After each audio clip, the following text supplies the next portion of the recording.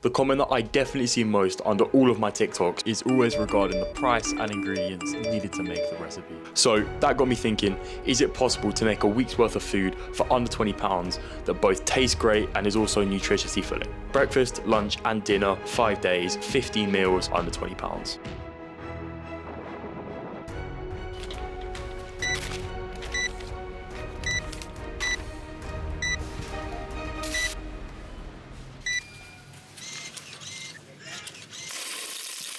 The three main considerations that I've made for all of these recipes, apart from price, is obviously A, they've got to taste nice, B, they've got to be nutritiously filling, and C, they've got to be very easy to prep. So all of these are going to be made in meal prep form. I have also tried to take food waste into consideration with these recipes, and any food that is left over from these recipes is food that can be kept in the fridge or cupboard for a long period of time, so can be used in future meal prep.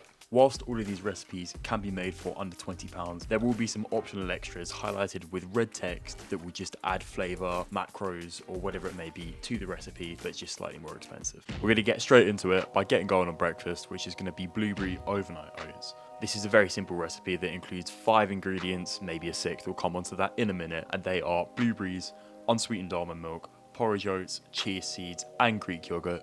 You can see on screen here the proportions you need and also the price per portion. Now the chia seeds will improve the texture, however they're not essential to have in the overnight oats if you want to stay under that £20 budget. The optional 6th ingredient is going to be Impact Whey Protein from My Protein. I'm using the Danish cinnamon flavour here. You can use code Finley to save 20%, which at the minute will give you the price of £15.34 or just over 38p per serving that we're going to use in this recipe. Now, putting together the recipe is as simple as it comes. Literally, you're going to want to add all the dry ingredients together, oat protein powder, the chia seeds in my case, and the blueberries. And then after that, I'm going to put in a whole tub of yogurt and then slowly mix in the almond milk on top of that. And you can then make your desired consistency from the amount of almond milk. So add it in small increments until you get the desired texture that you like. For me, it looks something like this. We're now going to take the 5 tubs and put them away in the fridge. So on screen now is the macro breakdown for the overnight oats. You can see here that you essentially double the level of protein by adding 1 scoop of protein powder. However, that obviously comes at the cost of calories. Either way, this is a very solid way to start your day. Now, all 3 of these recipes are variants of recipes you can find in my ultimate macro-friendly cookbook, the link to which will be down below in the description. And this includes 60 plus different macro-friendly recipes to help you reach your goals. Whatever it may be, there's something for you in this book down below. Moving on to our second recipe, we're going to go ahead and make dinner, and this is going to be a very simple spaghetti bolognese. For this recipe, the essentials are spaghetti, onions, carrots, chopped tomatoes, and then I've used a combination of beef and pork mince here. In terms of the optional ingredients, I've added in some stock cubes, tomato puree, garlic, and some Parmesan cheese.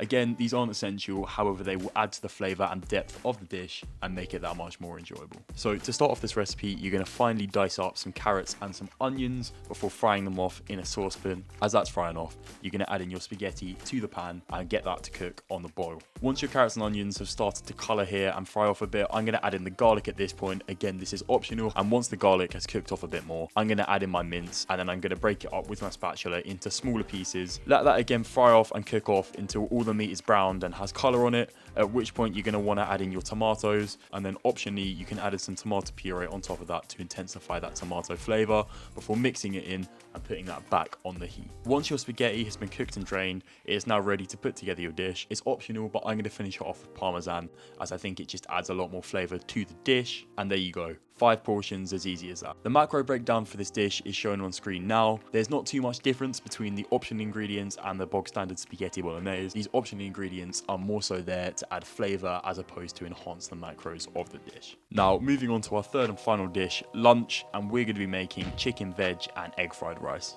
As you can see on screen here, you need chicken, an egg, which is optional, soy sauce is optional, however, again, adds a lot of flavour, the long grain rice, and the frozen vegetables.